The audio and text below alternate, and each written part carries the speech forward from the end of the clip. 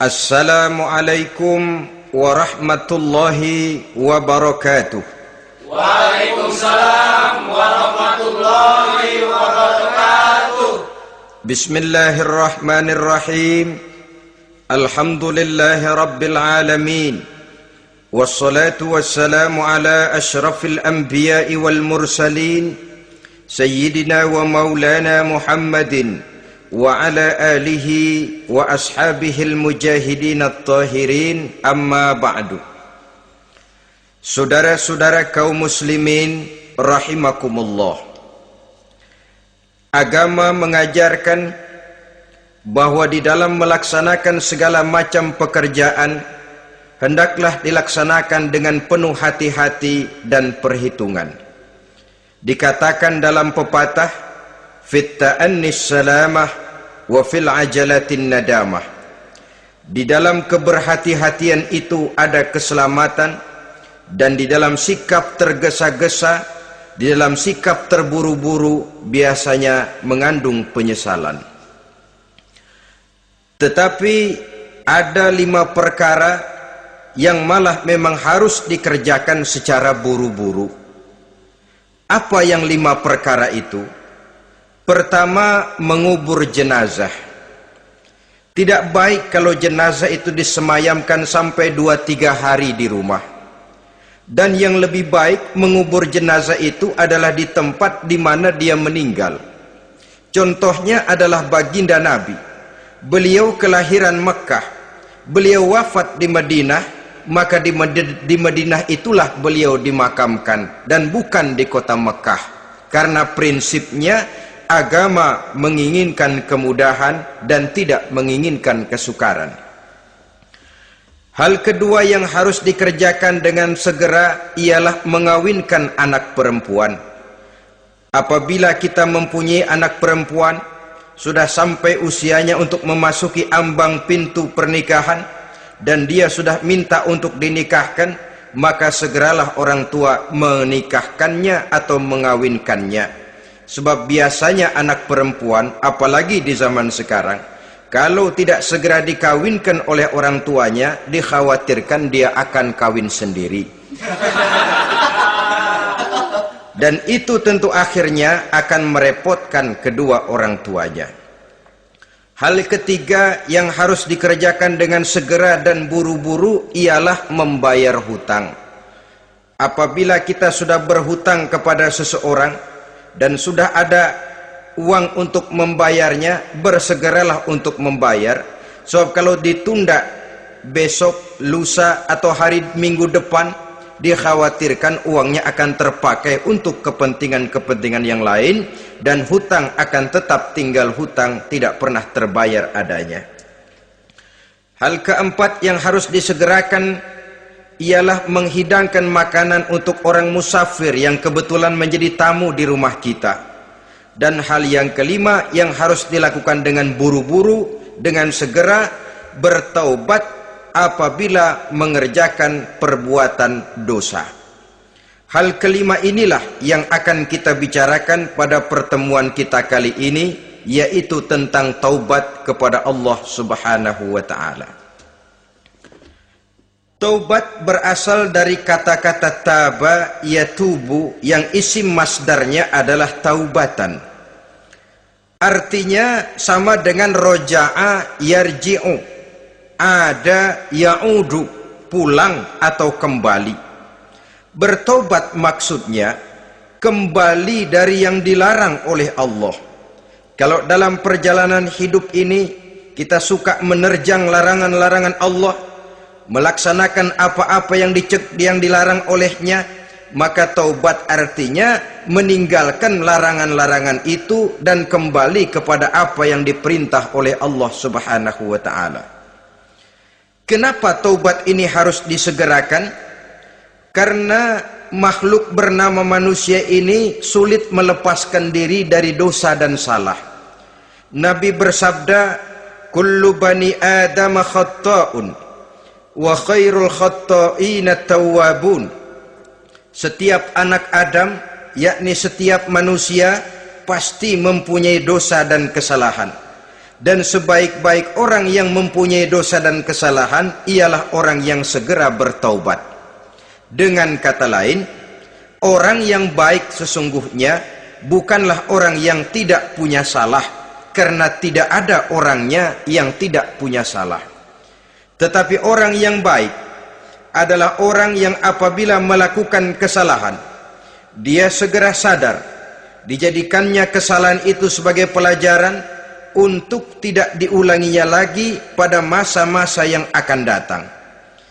Inilah yang digambarkan oleh Allah Subhanahu wa taala dalam surah Ali Imran ayat 135. Walladzina iza fa'alu fahishatan, dan orang-orang yang apabila mereka terjatuh ke dalam perbuatan dosa, au zalamu anfusahum, atau berbuat zalim kepada diri mereka sendiri, zakarullaha fastaghfaru lidzunubihim, mereka segera ingat kepada Allah dan memohon ampun terhadap dosa yang pernah mereka kerjakan. Saudara-saudara kaum muslimin rahimakumullah, sejak awalnya iblis memang sudah memproklamirkan diri di hadapan Allah Subhanahu wa taala. Apa kata iblis? Ya Rabbi wa izzatika la azalu aghwi bani adama ma damat arwahuhum fi ajsadihim. Ya Allah, demi kemuliaanmu saya bersumpah, kata iblis, saya akan selalu memperdayakan anak-anak Adam, saya akan selalu menggoda manusia selama ruh mereka masih ada di dalam jasad mereka. Jadi selama ruh masih ada di dalam jasad, selama itulah iblis akan selalu berusaha menggelincirkan manusia untuk jatuh ke tempat salah dan ke tempat-tempat dosa. Tetapi kemudian Allah juga memberikan jaminan. Allah menjawab proklamasi iblis ini, wa izzati wa jalali ya mal'un la azalu aghfiru lahum mastaghfaru. Demi kehormatanku, demi kemuliaanku, hai mal'un, hai yang terkutuk, hai iblis, kalaupun engkau selalu memperdayakan manusia, kalaupun engkau selalu menipu dan menggoda mereka sepanjang ruh mereka masih ada di dalam jasad, aku akan senantiasa memberikan ampun kepada mereka sepanjang mereka memohonkan ampun kepadaku. Inilah jaminan dari Allah Subhanahu wa ta'ala. Saudara-saudara kaum muslimin rahimakumullah, oleh karenanya apabila kita berbicara tentang taubat, artinya kita berbicara tentang tingkah laku kita dalam kehidupan sehari-hari. Apa yang harus kita lakukan untuk sempurnanya satu taubat? Pertama, menyesal terhadap dosa yang pernah kita lakukan.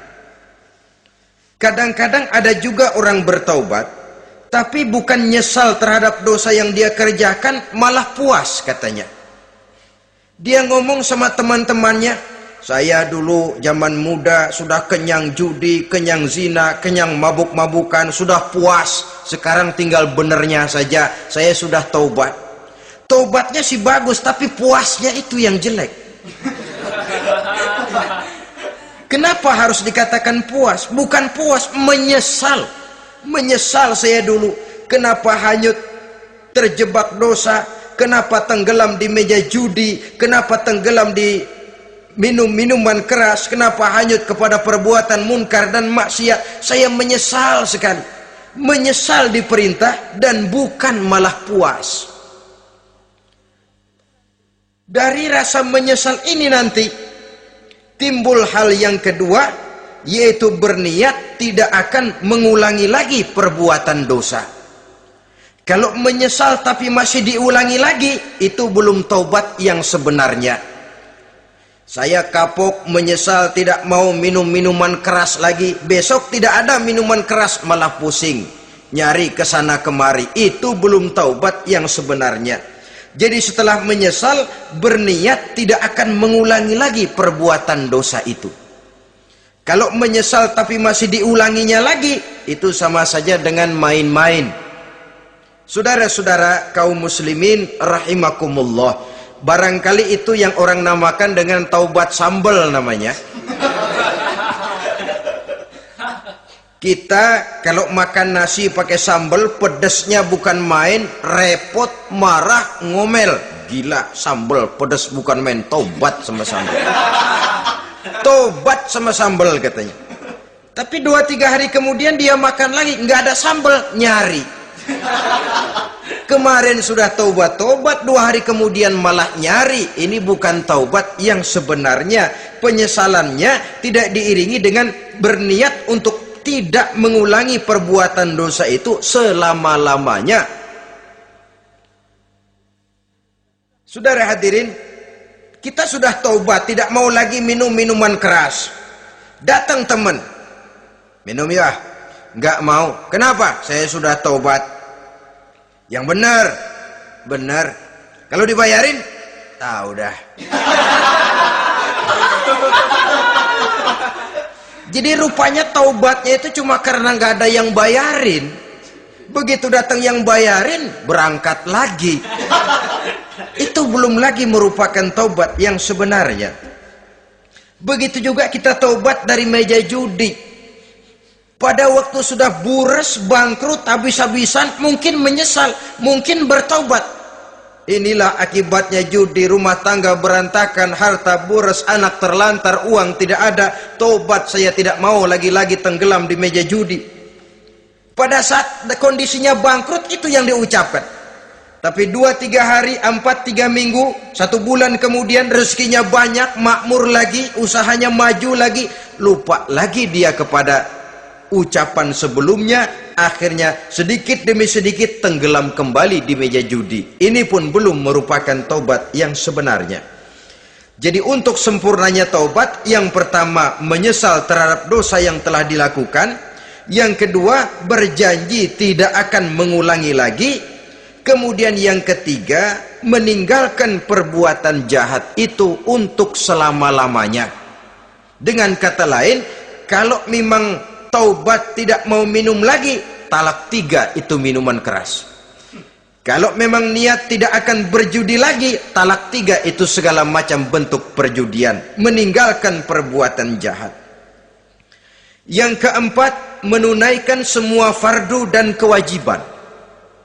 Sebab barangkali pada saat kita tenggelam dalam dosa, perintah-perintah Allah, jangankan yang sunnah, yang wajib saja sering kita lalaikan. Maka apabila diri telah berniat melaksanakan taubat, maka tunaikan semua kewajiban yang disyariatkan oleh agama kepada kita. Yang kelima, meminta halal kepada para lawannya dengan termasuk mengembalikan hak milik orang lain. Ini kalau menyangkut hukukul adamiyin atau hak-hak manusia.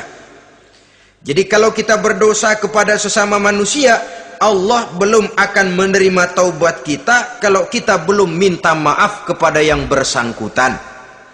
Adapun kalau kita sudah minta maaf tapi yang bersangkutan tidak mau memberikan maaf, itu urusan dia kepada Allah. Urusan kita adalah meminta maaf kepada yang bersangkutan. Hal yang keenam, mendidik atau melatih diri untuk bertaat kepada Allah.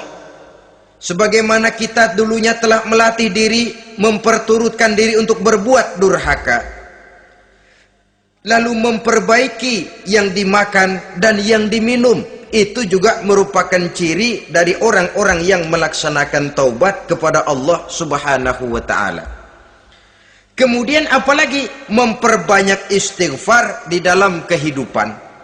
Disabdakan oleh Nabi, inna likulli da'in dawa'un wa dawa'u zunubi al-istighfar. Sesungguhnya segala macam penyakit tentu ada obatnya, dan obat dari segala macam dosa adalah istighfar. Saudara-saudara kaum muslimin rahimakumullah.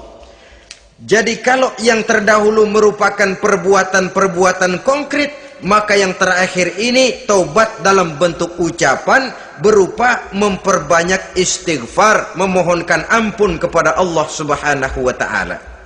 Mari kita lihat dalam teladan hidup kita, manusia yang hatinya paling bersih, tidak lain adalah Rasulullah sallallahu alaihi wasallam.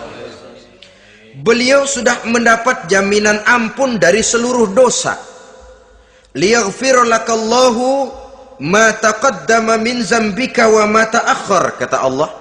Muhammad, dosamu yang dahulu, dosamu yang sekarang, dosamu yang akan datang jikalau memang ada, seluruhnya sudah mendapat jaminan ampun dari Allah. Tetapi coba lihat dari sejarah perjalanan hidup yang mulia ini. Sungguh pun beliau sudah nyata-nyata mendapat jaminan ampun dari Allah. Beliau mengatakan, ayyuhan nas, tubu ilallah, fa inni atubu fil yaumi mi'ata marrah. Wahai manusia, bertaubatlah kepada Allah, maka sesungguhnya saya, kata beliau, dalam satu hari bertaubat 100 kali kepada Allah. Dalam riwayat yang lain, sab'ina marrah, 70 kali beliau mengucapkan istighfar minimalnya dalam sehari semalam. Orang yang sudah nyata-nyata mendapat jaminan ampun dari Allah ini, satu hari satu malam istighfarnya minimal 70 kali. Apatah lagi kita yang nyata-nyata belum mendapat jaminan ampun dari Allah. Di dalam satu hadis diriwayatkan bahwa iblis laknatullah alaih pernah berkata, ahlaktun nasa bizzunubi wal ma'asi. Aku rusak dan aku hancurkan kehidupan manusia dengan dosa dan dengan segala macam perbuatan maksiat.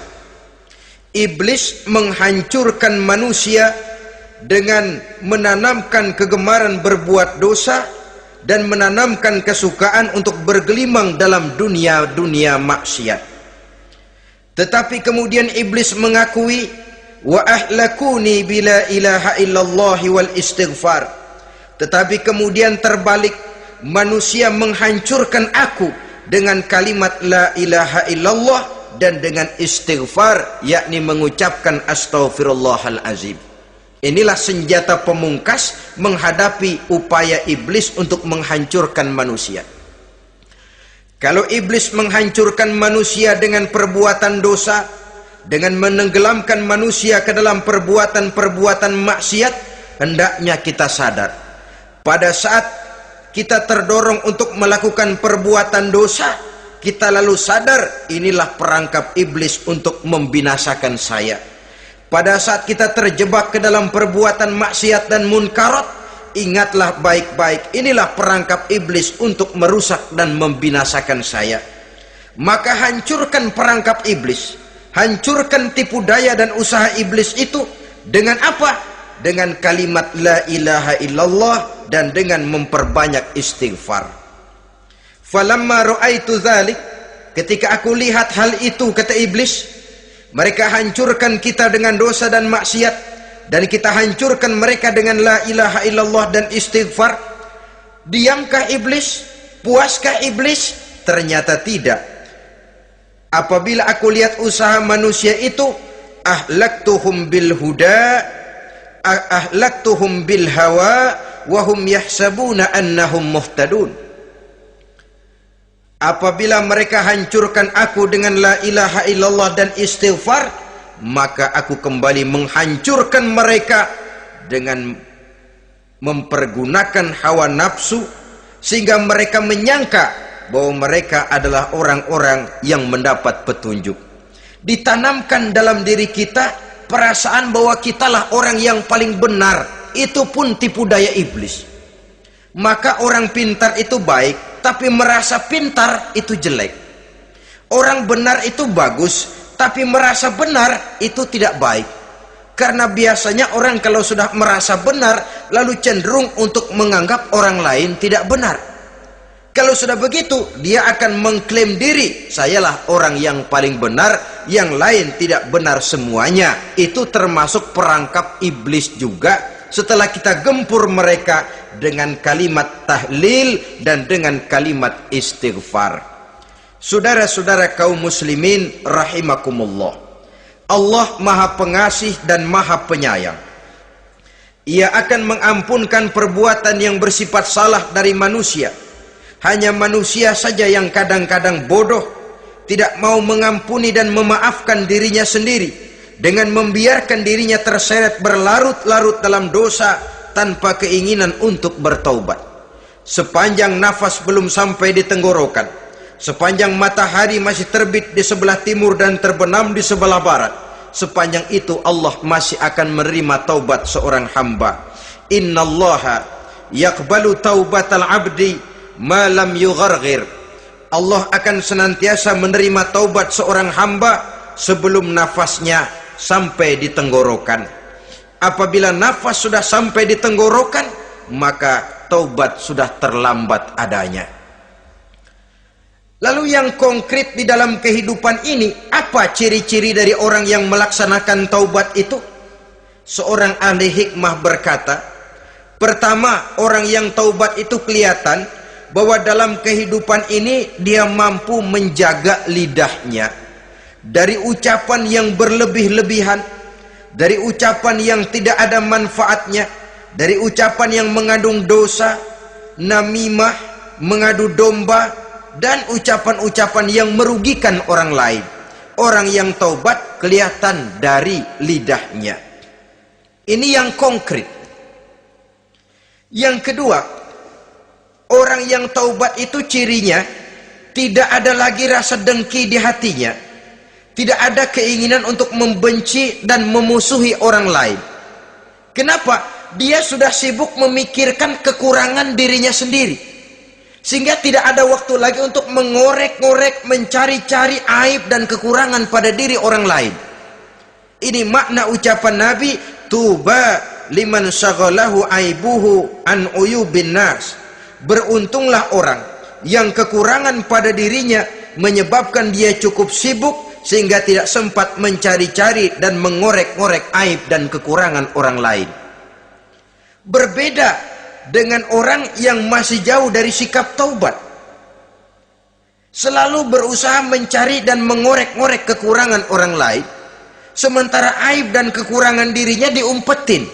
Ini namanya ilmu kancil. Orang lain disorotin, dia ngaling, ngumpet. Kerjaannya apa? Monten orang lain saja. Dia sendiri tidak mau diponten dan tidak mau memonten dirinya. Akibatnya apa? Sikap introspeksi tidak ada. Sikap mawas diri hilang. Sikap melihat, bercermin terhadap pribadinya sendiri hilang. Yang ada cuma menilai orang lain saja. Jadi adapun orang yang sudah bertaubat ini, di hatinya tidak ada dengki. Melihat orang lain mendapat nikmat, alhamdulillah, dia ikut bersyukur. Lain dengan orang yang jauh dari taubat. Tetangganya dapat nikmat, dia meriang. Tidak senang hatinya melihat orang lain senang. Orang melarat malah tepuk tangan. Saudara hadirin yang saya muliakan, orang yang semacam ini pada hakikatnya selalu disiksa oleh perasaannya sendiri. Kalau tetangganya yang kaya, ditanya kemana dukunnya. Tapi kalau tetangganya jatuh melarat, dia tepuk tangan, gembira bukan main. Lain dengan orang yang sudah bertobat, hasud itu hilang dari dirinya. So hasud inilah yang akan memakan kebaikan yang kita kerjakan. Kata Nabi, hasud itu bisa memakan kebajikan seperti api memakan kayu bakar. Allahu Akbar. Puasa kita, zakat kita, sholat kita, habis keropos dimakan oleh sifat hasud. Tidak terasa, tapi begitu kita punya sifat dengki kepada orang lain, maka sholat kita dimakan oleh dengki tadi, puasa kita dimakan oleh dengki tadi, segala macam kebaikan yang kita kerjakan dimakan oleh si dengki tadi, seperti api memakan kayu bakar, cepat sekali. Itulah sebabnya bagaimanapun banyak kebaikan yang sudah kita kerjakan, jangan bangga dan jangan lalai. Sebaliknya, bagaimanapun besar dosa dan kesalahan yang pernah kita lakukan, jangan putus asa dari rahmatnya Allah Subhanahu wa ta'ala. Jadi yang kedua, ciri orang yang bertaubat, di hatinya tidak ada dengki dan tidak ada rasa ingin memusuhi orang lain. Dia berhadapan dengan setiap orang dengan modal husnuzon, baik sangka kepada Allah. Tidak a priori. Kadang-kadang ada orang ketemu saja baru tapi sudah punya rasa jelek. Diperturutkannya suuzonnya. Yang ketiga, ciri orang bertaubat itu menjauhkan diri dari pergaul dengan orang-orang jahat. Sebab kita tahu bahwa pergaulan sangat besar pengaruhnya dalam ikut membentuk kepribadian manusia. Asyariku wa fi syarri syarrun. Bersekutu dengan kejahatan biasanya ikut jadi jahat. Walaupun secara langsung tidak melakukan kejahatan, tapi sudah termasuk dalam jamaah yang jahat juga namanya. Saudara-saudara kaum muslimin, bukan berarti orang yang taubat lalu tidak mau bergaul, itu juga mencerminkan keangkuhan diri. Bergaul dia bergaul, tetapi kepada orang-orang yang jahat, ia sekedar menghindarkan diri pergaulannya itu dari kejahatan yang bisa ditimbulkan oleh orang-orang jahat tadi. Ciri yang keempat dari orang yang bertaubat, dia mempersiapkan diri untuk menghadapi mati. Mempersiapkan diri. Sebagaimana kita tahu, kalau kita akan pergi ke luar kota, tentu kita membawa bekal. Makin jauh perjalanan, makin banyak bekal yang harus kita bawa. Hidup ini adalah perjalanan panjang yang kita juga memerlukan bekal dalam kehidupan. Orang yang bertobat, orang yang mempersiapkan diri untuk menghadapi maut dan menghadapi hari-hari sesudah maut itu datang. Menghadapi kehidupan di alam barzakh, menghadapi kehidupan di alam akhirat dan selanjutnya. Dia mempunyai persiapan sehingga kapan maut datang dia sudah punya persiapan lebih dahulu. Saudara, kalau kita siap dipukul orang, pada saat pukulan itu datang, rasanya sakitnya agak lebih kurang daripada kita tidak pernah siap untuk dipukul. Walaupun bobot pukulannya sama, tapi kita akan lebih punya daya tahan kalau kita sudah siap. Oleh karena itu, orang yang bertobat, orang yang mempunyai persiapan untuk menghadapi mati. Tidak hanya untuk menghadapi mati, tapi juga menghadapi hidup di seberang kematian nanti. Maka karenanya dia sibuk dengan dunianya, tapi juga dia lebih sibuk dengan akhiratnya. Dia tenggelam dalam berbagai macam kesibukan dunia, lain saat dia memfanakan diri untuk membekali diri menghadapi kehidupan sesudah hidup yang sekarang ini. Ciri-ciri ini tentu akan kelihatan dari gerak hidup seseorang. Saudara-saudara kaum muslimin rahimakumullah.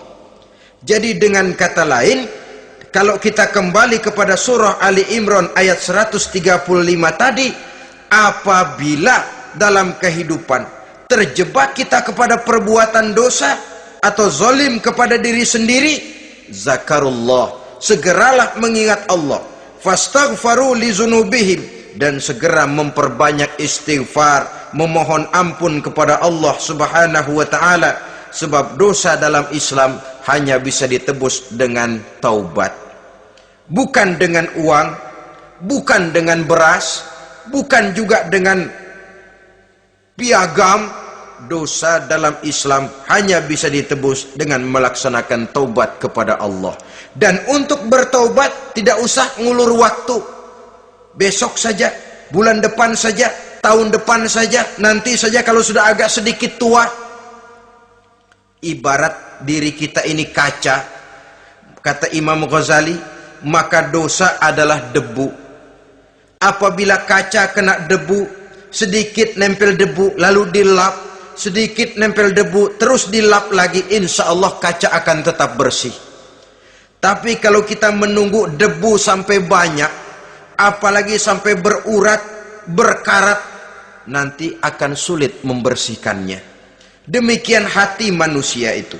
Kalau sudah dihinggapi oleh dosa, ditumpuknya lagi, berkarat dosa dalam hati, biasanya berat untuk melaksanakan taubat.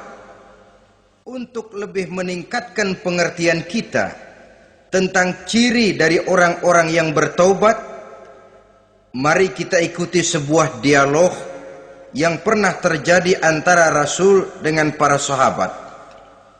Satu hari ketika sedang berkumpul dengan para sahabat, baginda Rasul bertanya, "Atadruna manit taib?"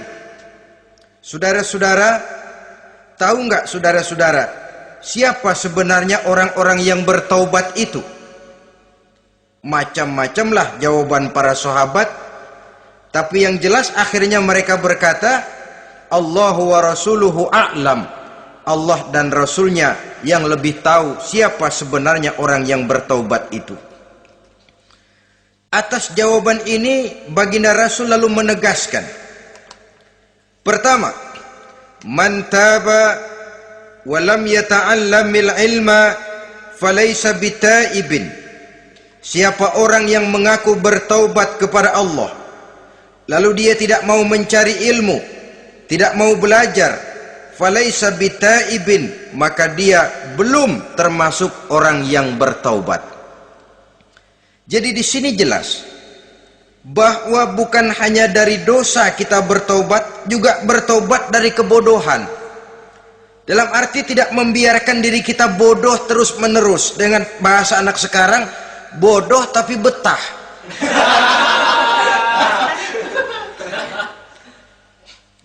Orang yang mengaku bertaubat tapi tidak menggali ilmu, tidak mau belajar, tidak mau mencari ilmu, tidak hadir di mana majelis taklim, belum dianggap taubat yang sebenarnya.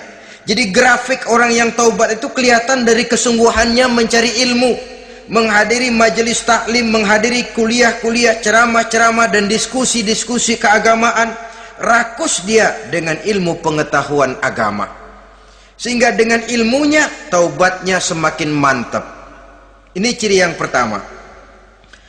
Lalu beliau bersabda lagi, wa man taba walam yazdad fil ibadati falaysa bitaibin.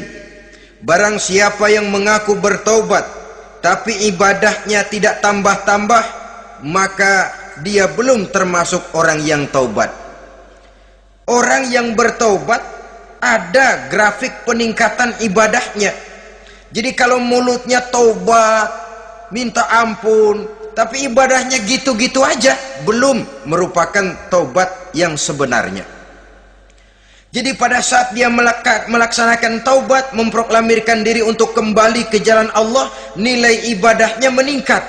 Kalau sholatnya tadinya cuma sekedar yang wajib-wajib saja, setelah dia taubat bertambah melaksanakan yang sunnah, rawatibnya, qobliyah, ba'diyahnya, atau kemudian nawafilnya berupa tahajud, hajat, duha, istikharah, dan solat-solat sunnah lainnya. Jadi kelihatan dari peningkatan ibadahnya. Ini ciri yang kedua. Yang ketiga kata Nabi lagi, wa man taba wa lam yardal khusama falaysa bitaibin. Barang siapa yang mengaku bertaubat kepada Allah tapi dia tidak bisa meridhoi musuh-musuhnya, maka belum lagi dia dianggap orang yang bertaubat. Meridhoi, memaafkan musuh.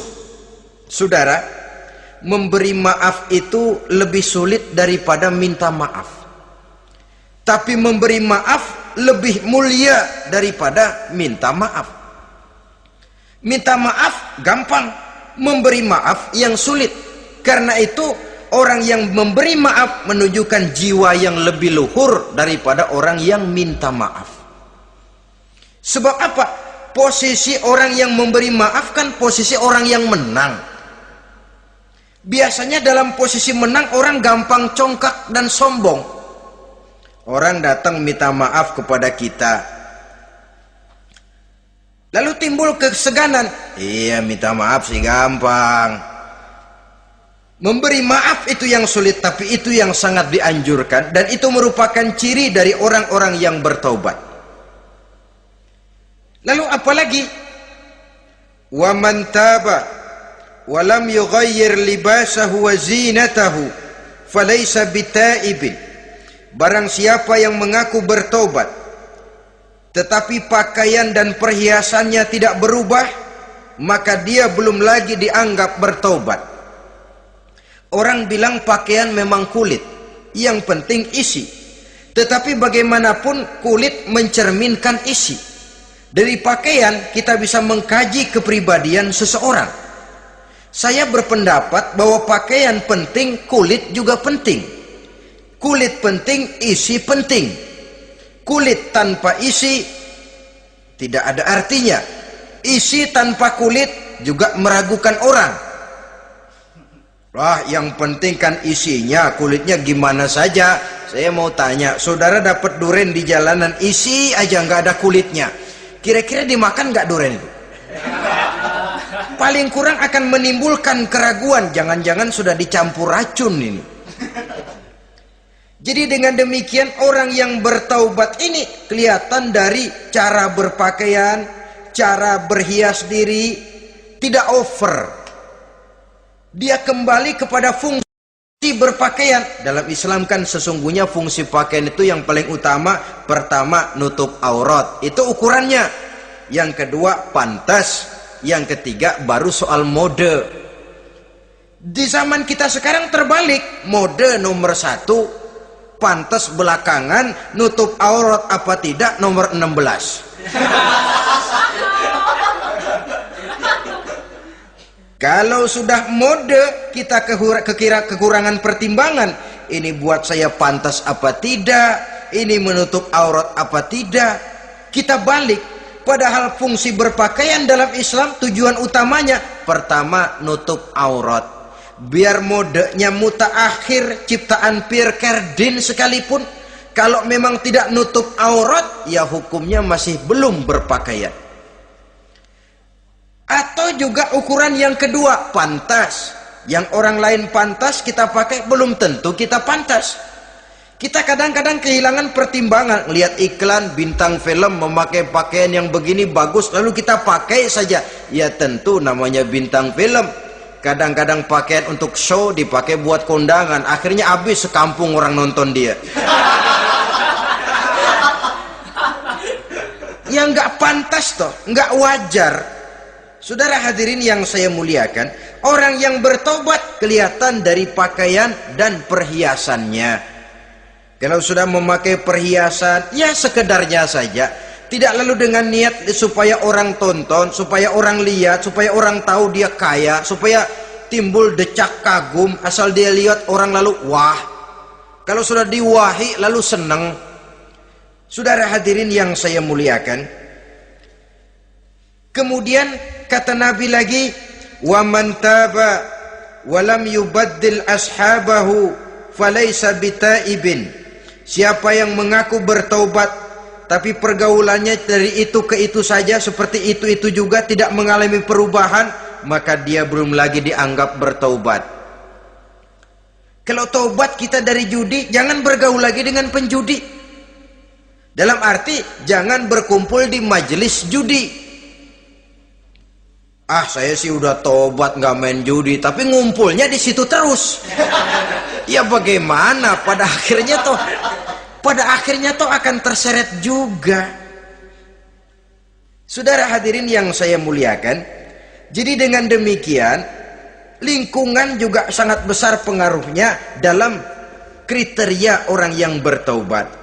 Selanjutnya Nabi bersabda, wa man taba walam yughayyir khuluquhu falaysa bitaibin. Siapa yang mengaku bertaubat tapi akhlaknya, budi pekertinya tidak mengalami perubahan, maka orang itu pun belum dianggap bertaubat. Ini juga konkret. Orang yang bertaubat kelihatan dari akhlaknya.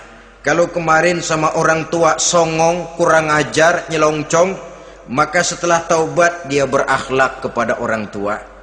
Kalau kemarin kepada anak muda menindas, tidak senang kepada anak muda yang maju, setelah dia taubat dia bisa menyayangi kepada anak-anak muda. Akhlak ini lain dengan adat, istiadat. Adat biasanya hanya memandang yang lahir, sedangkan akhlak zahir batin dipandang. Contoh, seorang anak muda kalau lewat di depan orang tua membungkukkan badan, menurut adat dia sudah sopan. Tapi menurut akhlak belum tentu berakhlak. Tergantung kepada niatnya apa membungkukin badan. Permisi apa ngina. Kan mungkin saja orang membungkukkan badan lewat di depan aki-aki karena menghina, sebab aki-aki itu badannya udah bungkuk. Jadi gerakan zohir yang baik yang diiringi dengan niat yang baik, itulah cerminan daripada akhlak. Kalau adat terlepas dari soal niat, asal zohirnya sudah oke, menurut adat oke, dia beradat. Niatnya apa? Adat tidak pernah menilai. Maka orang yang bertaubat pun kelihatan dari akhlaknya, dan akhlak itu adalah keseluruhan tingkah hidup manusia. Cara berjalan ada akhlak, cara makan ada akhlak, cara duduk ada akhlak, cara tidur ada akhlak. Sehingga pantas ketika Siti Aisyah ditanya, Aisyah, Rasulullah itu akhlaknya apa sih? Beliau menjawab, karena Rasulullah khuluquhul Quran. Rasulullah itu akhlaknya Quran. Sehingga di kalangan ilmuwan lalu ada ungkapan bahwa Nabi Muhammad adalah Quran berjalan. Maksudnya seluruh konsepsi Quran sudah diterjemahkan dalam kehidupan Nabi. Maka tidak heran kalau Islam mengatur kehidupan manusia sejak yang sekecil-kecilnya sampai yang sebesar-besarnya. Cara berpakaian ada akhlaknya, kan begitu toh dalam Islam. Saudara diri di depan kaca, ngaca, ada akhlaknya, ada bacaannya.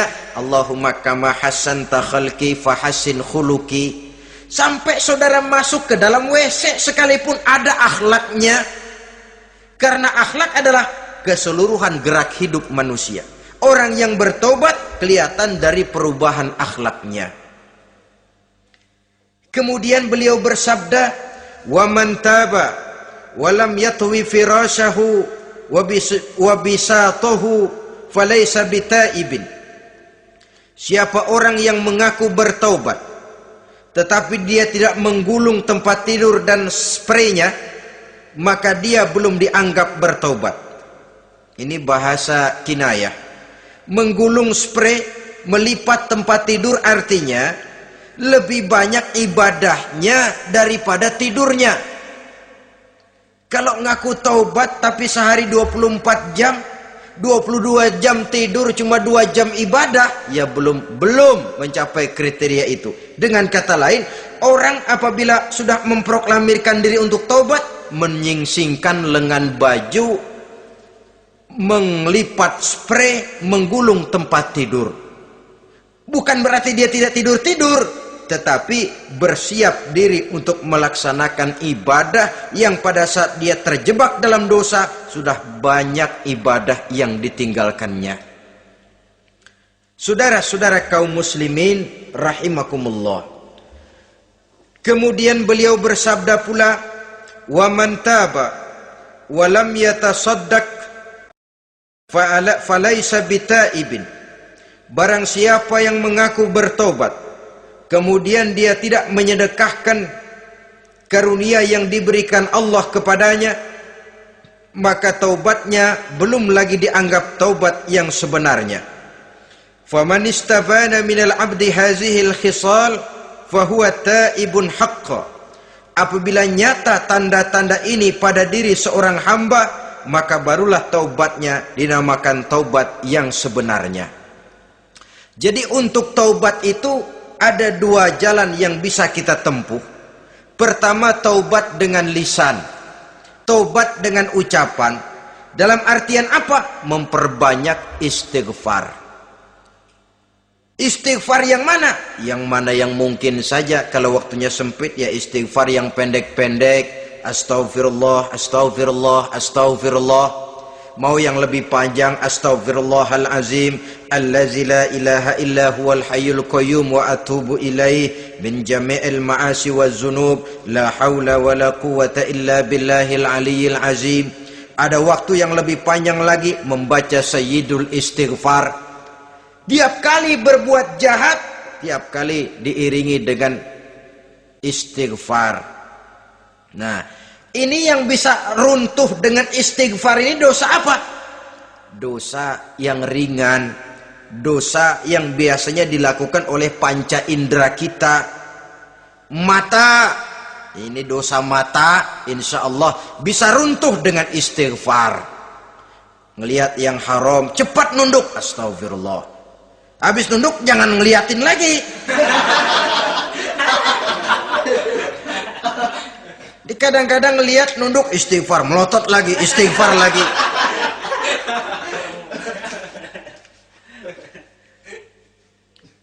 Saudara hadirin yang saya muliakan, kata Imam Ali, nazratul ula laka wasaniyatu alaika. Ini dalam menjaga mata.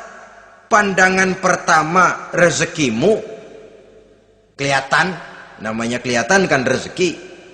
Pandangan pertama rezekimu, ulangannya dosamu. Ulangannya ini yang bisa membawa dosa. Dosa karena lidah, mengucapkan kata-kata yang menyakitkan orang. Dengan istighfar insya Allah runtuh. Adapun dosa-dosa besar lainnya tentu harus dengan perbuatan. Tidak cukup dengan sekedar istighfar saja. Perbuatannya apa? Itulah seperti yang sudah saya sampaikan pada ciri-ciri orang yang bertaubat tadi. Oleh karenanya, beruntunglah kita masih diberikan umur oleh Allah.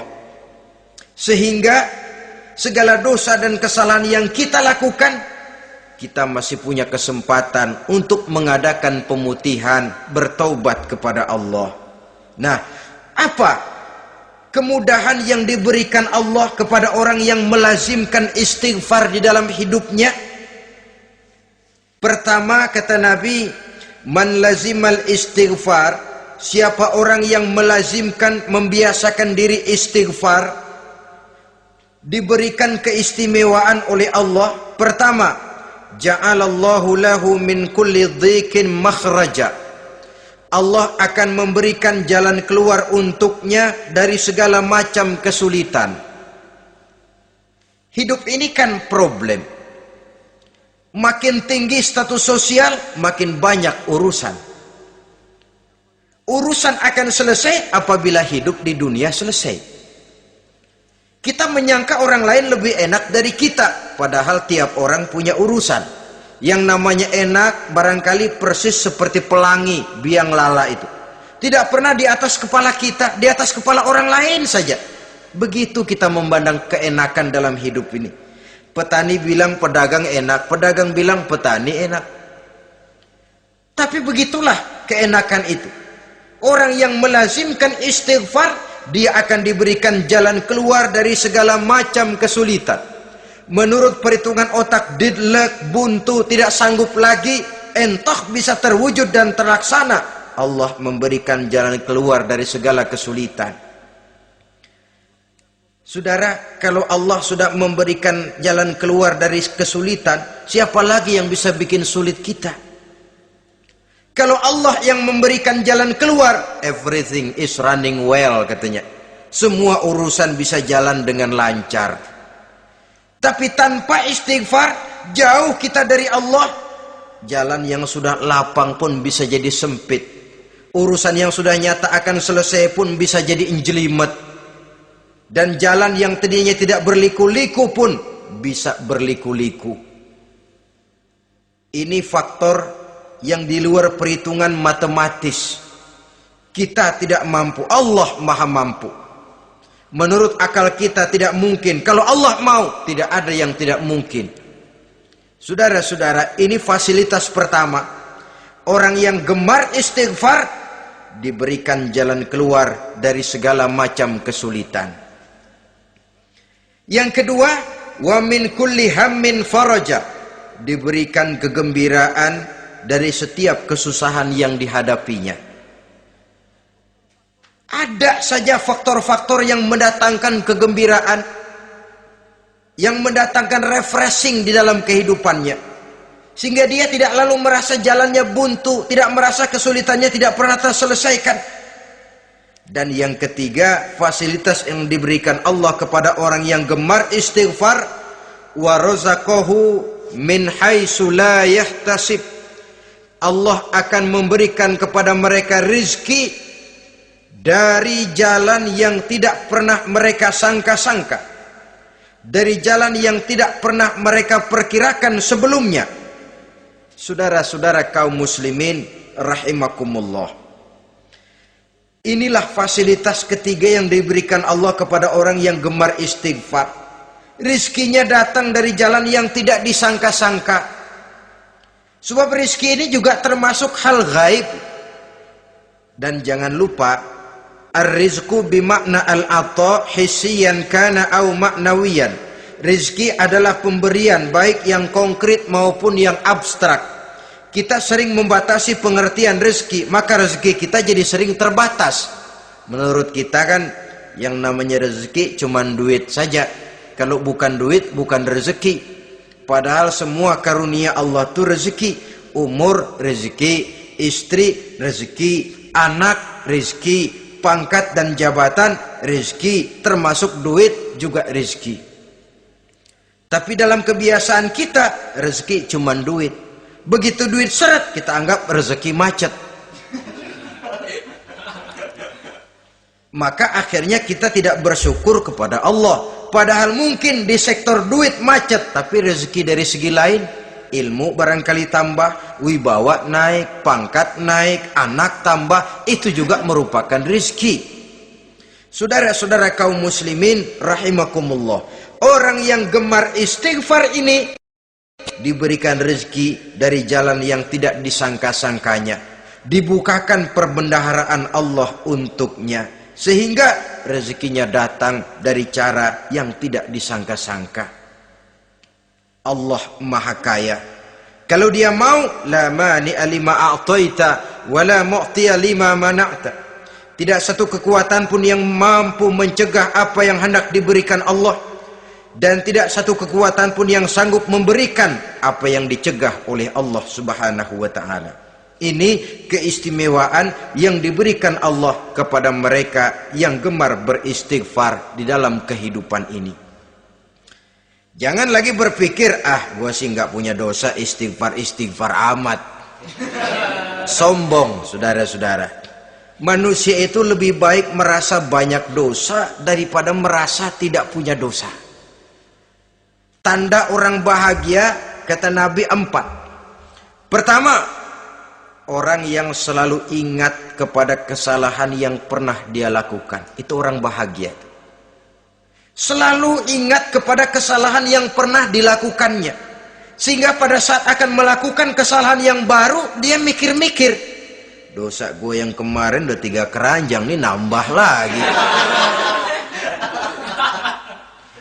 Ingatannya terhadap kesalahan yang lalu akan merupakan langkah preventif yang mencegah dirinya untuk tidak menambah kesalahannya. Orang bahagia, orang yang selalu ingat kesalahan yang pernah dia lakukan, terbayang di pelupuk mata, bukan ngumpet-ngumpetin dosa. Sebab apa yang mau kita umpetin di hadapan Allah? Yang kedua, tanda orang bahagia itu orang yang selalu melupakan kebaikannya. Kalau dia berbuat baik, dia lupakan. Dia anggap dirinya belum pernah berbuat baik. Sehingga di mana ada kebaikan, dia tidak bisa ikut. Dia merasa sangat rugi. Sebab dia anggap dirinya belum pernah berbuat baik. Yang ketiga, tanda orang bahagia, dalam urusan dunia, dia lihat ke bawah. Sehingga timbul rasa syukurnya. Bahwa kalau dia sengsara masih banyak yang lebih sengsara dari dia. Bahwa kalau dia miskin masih jauh lebih banyak yang miskin dari dia. Bahwa kalau dia menemui kesulitan masih banyak yang jauh lebih sulit dari dia. Dengan cara itu jiwanya akan lapang, hidupnya akan tenang, dan dia tidak pernah ingkar kepada nikmat yang diberikan Allah. Sebaliknya yang keempat, tanda orang bahagia itu dalam urusan akhirat dia lihat ke atas. Dunia, lihat yang bawah. Akhirat, lihat yang atas. Kalau dia bisa sholat, kenapa saya tidak? Kalau dia sanggup puasa, kenapa saya tidak? Kalau dia bisa baca Quran, kenapa saya tidak? Timbul panas, nyontoh ibadah mendatangkan kebahagiaan. Rakus ibadah malah dianjurkan. Rakus dunia malah tercela. Nah, lawanannya orang celaka, saudara-saudara. Orang celaka juga tandanya 4, lawanan yang tadi itu. Pertama, orang yang selalu melupakan kesalahannya. Kalau berbuat dosa lupa, sok bersih. Alah, dosa gue mah dikit. Saudara hadirin yang saya muliakan, orang yang selalu melupakan kesalahan, menganggap dirinya bersih, akhirnya kalau ingin berbuat dosa nggak mikir-mikir, tidak ada lagi yang ditimbang-timbang. Selanjutnya, yang kedua, orang celaka itu orang yang selalu mengingat kebaikannya. Akhirnya apa? Timbul sifat nepuk dada, membanggakan jasa, lahirlah pahlawan-pahlawan kesiangan. Selalu membanggakan diri, nepuk dada. Kalau enggak saya, itu masjid. Kalau enggak saya, itu pesantren. Kalau enggak saya, itu umat. Kalau enggak saya. Memangnya kalau enggak sampean kenapa? Orang yang celaka adalah orang yang selalu menghitung-hitung kebaikan yang pernah dikerjakannya. Keikhlasannya kurang. Makin dia hitung, makin kurang nilai pahalanya itu. Makanya kalau berbuat baik, ya anggap saja buang sampah, gak usah ditengok-tengok, gak usah diingat-ingat, dan gak usah mengharap orang yang kita tempat berbuat baik akan membalas kebaikan. Saudara hadirin yang saya muliakan, yang ketiga, tanda orang celaka dalam urusan dunia, ngelihatnya ke atas, panasnya timbul. Syirik dan dengkinya naik, rakusnya jadi.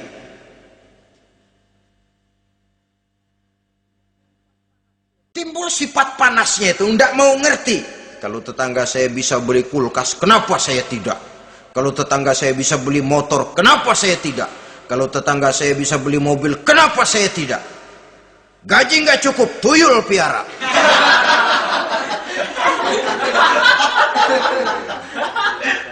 Orang itu kalau sudah didorong oleh rakus kan bisa jadi menghalalkan segala macam cara untuk mencapai tujuan. Dibakar oleh sifat tamak dan rakus bin serakah. Nah, kalau sudah didorong oleh rasa rakus, yang segera tersingkir pertama rasa malu.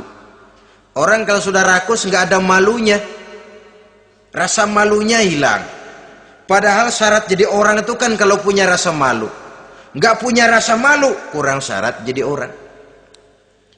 Akan bagaimana jadinya masyarakat, bahkan bangsa dan negara, kalau rakyatnya sudah tidak punya rasa malu. Yang kedua, rasa takut hilang, terutama takut kepada Allah. Sirna sama sekali. Sudah tujuan menghalalkan cara. Yang keempat, tanda orang celaka dalam urusan akhirat, lihatnya malah ke bawah. Kenapa kamu enggak sholat? Itu bapak Ano yang tuaan. Enggak, saya enggak lagi. Kenapa ngelihatnya mesti kepada yang begitu? Sehingga lalu tidak ada gairah untuk mencontoh. Saudara-saudara kaum muslimin rahimakumullah, walaupun serba singkat oleh karena terbatasnya ruang pembicaraan ini, mudah-mudahan bisa memberikan gambaran sepintas tentang ciri-ciri orang yang bertaubat. Dengan harapan, marilah kita menjadi orang yang bertaubat sebenarnya, dengan ciri menyesal terhadap dosa yang pernah kita lakukan, meninggalkan perbuatan jahat, dan berjanji tidak akan mengulangi lagi perbuatan jahat itu. Kalau dia menyangkut hak-hak manusia, maka hak itu harus kita kembalikan, dan kepada yang bersangkutan kita harus meminta maaf. Apabila ditambah dengan kegiatan lisan, memperbanyak istighfar dalam kesempatan yang mungkin di sepanjang perjalanan hidup ini. Ini sajalah yang kita bicarakan pada pertemuan kali ini. Terima kasih atas segala perhatian. Mohon maaf atas segala kekurangan. Usikum wa nafsi bitaqwallah. Wassalamualaikum warahmatullahi wabarakatuh. Waalaikumsalam.